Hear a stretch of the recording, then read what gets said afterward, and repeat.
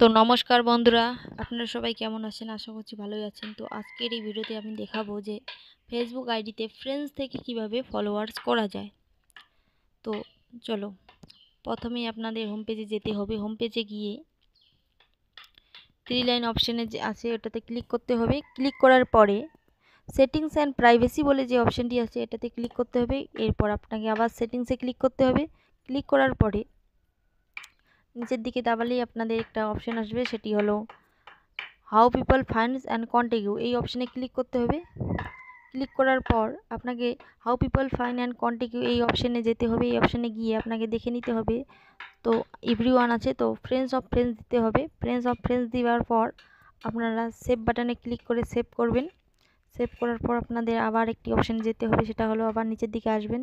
Followers and public content বলে যে অপশানটি আছে সেটাতে ক্লিক করতে হবে। দেখে নিতে হবে, এভরিওয়ান থাকলে পাবলিক করে দিতে হবে। আশা করছি ভিডিওটা আপনাদের কাজে লাগবে। তো ধন্যবাদ।